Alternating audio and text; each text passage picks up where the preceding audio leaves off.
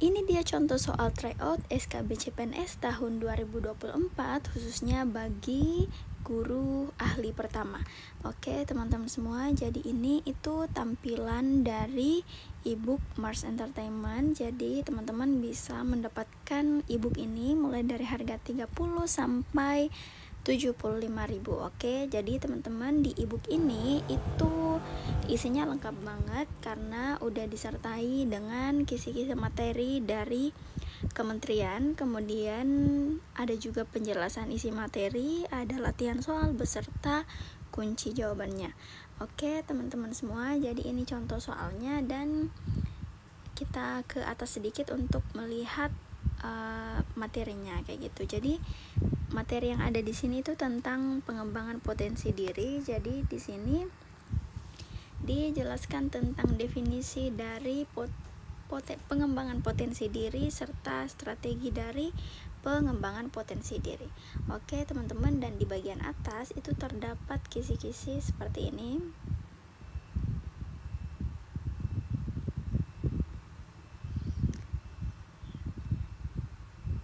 Oke, jadi bentuk kisi-kisinya tuh seperti ini ya teman-teman. Ada kemampuan umum dan juga kemampuan khusus.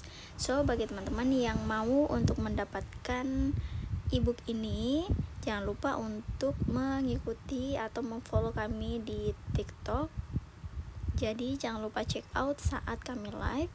Terus jangan lupa juga untuk mengecek info dari pembelian ebook ini melalui link yang udah ada di video.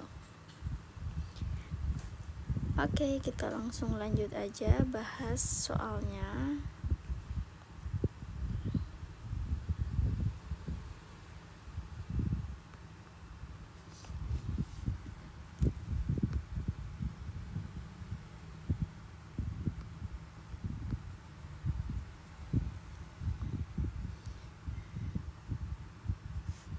Oke, jadi ini contoh soal yang pertama.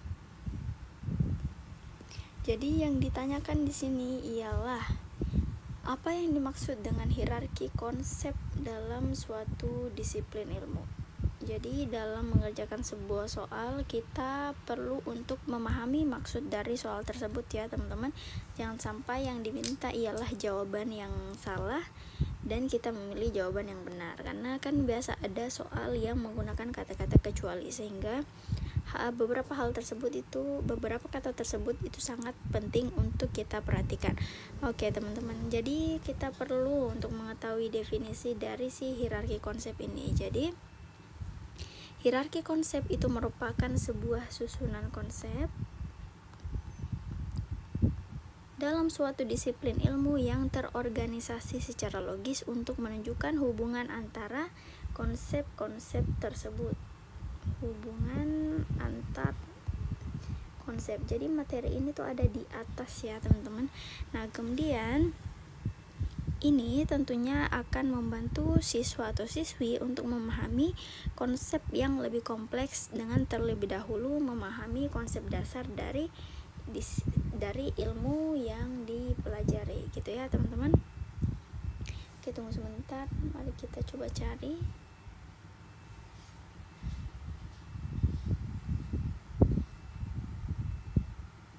Nah jadi ini ada ya teman-teman di kisi-kisi dari materinya. Kemudian nah di soalnya ini, nah ini itu ada ditampilkan juga beberapa materinya ya teman-teman. Nah kemudian kita kembali lagi ke soalnya.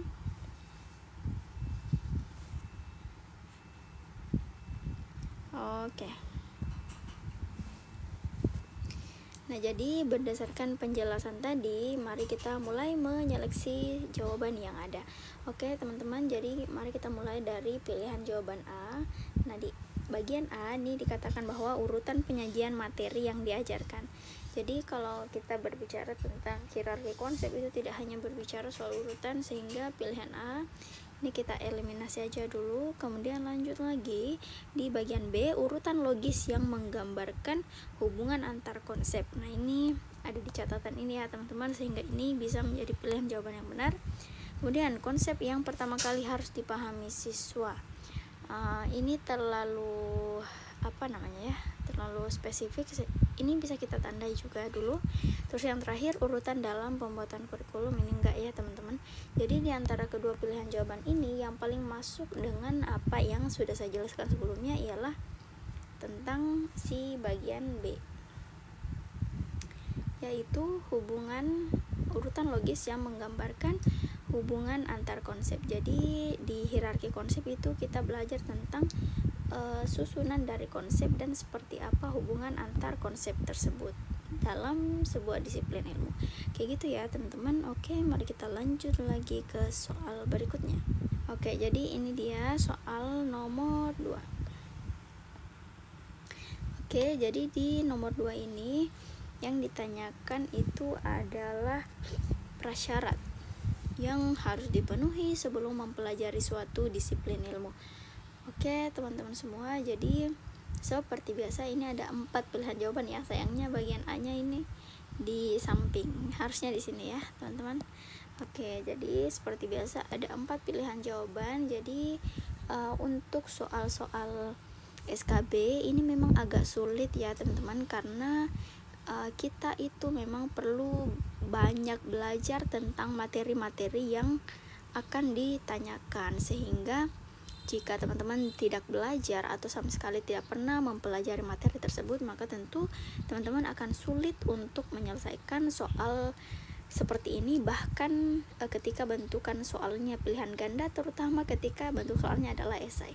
Oke teman-teman semua, jadi dalam pembelajaran itu, pemahaman konsep dasar merupakan pondasi sebelum mempelajari konsep yang lebih kompleks. Jadi, mempelajari konsep dasar ya. Mempelajari konsep dasar itu memang dikatakan sebagai fondasi agar kita bisa memahami sesuatu konsep yang lebih kompleks atau sulit gitu ya teman-teman. Nah, jadi hal ini tentu penting untuk memastikan bahwa siswa atau siswi yang akan kita ajar itu memiliki pengetahuan awal yang cukup bagus untuk memahami materi yang lebih mendalam. Ibaratnya ketika kita tidak memahami konsep dasar terlebih dahulu, maka tentu kita akan kesulitan tentunya ya untuk memahami masalah-masalah yang atau ilmu-ilmu yang kompleks gitu. Jadi konsep dasar memang perlu ditanamkan terlebih dahulu agar perlahan siswa-siswi itu bisa memahami ketika kita memberikan sebuah contoh atau sebuah ilmu yang memang lebih kompleks kayak gitu. Jadi mari kita mulai seleksi pilihan jawabannya. Nah, di bagian A, prasyarat yang harus dipenuhi sebelum mempelajari suatu disiplin ilmu adalah pemahaman konsep dasar. Nah, ini baru-baru sudah kita bahas sehingga ini bisa jadi pilihan jawaban. Kemudian yang bagian B, pengetahuan terkait hukum dan peraturan yang berlaku. Ini enggak ya teman-teman, karena yang kita bicarakan adalah disiplin ilmu, dan ilmu itu tidak hanya tentang hukum. Kemampuan belajar secara mandiri, ini enggak juga. Semua jawaban benar, enggak juga ya teman-teman, sehingga tentu pilihan jawaban yang tepat ada pada bagian A. Oke teman-teman semua, jadi aku mau infoin sekali lagi bahwasannya di waktu-waktu ini itu dari Mars Entertainment ada paketan. Jadi ketika teman-teman mau membeli ebook itu, teman-teman juga bisa mendapatkan paket ebook plus tryout 2 kali. Jadi tryoutnya ini bisa dilakukan dimanapun, kapanpun. Yang jelas tryoutnya itu dilakukan selama 2 kali percobaan gitu ya teman-teman. Jadi kapan lagi teman-teman bisa mendapatkan uji coba berupa tryout secara online 2 kali dan agak fleksibel, cukup fleksibel. Terus teman-teman juga bisa mendapatkan ebook yang bisa teman-teman pelajari sebelum mengerjakan tryout. Oke teman-teman semua, mari kita lanjut ke soal yang terakhir ya. Oke, jadi di soal nomor 3 di soal nomor 3 ini yang ditanyakan ialah hubungan antara satu konsep dengan konsep lainnya dalam suatu disiplin ilmu. Oke, jadi yang ditanyakan di sini ialah jawaban mana yang paling relevan dalam hubungan antara satu konsep dengan konsep lainnya gitu ya. Jadi teman-teman, keterkaitan teoritis antar konsep itu mengacu pada hubungan logis ya teman-teman, antara hubungan logis dan teoritis antara berbagai konsep dalam suatu bidang, yang tentunya hal ini itu dapat membantu menciptakan pemahaman holistik dan mendalam mengenai suatu disiplin ilmu. Jadi di antara keempat pilihan jawaban ini seperti biasa ada satu aja jawaban yang paling benar. Oke. Jadi di sini di bagian A, keterkaitan praktis antar konsep, ini tanda tanya ya teman-teman.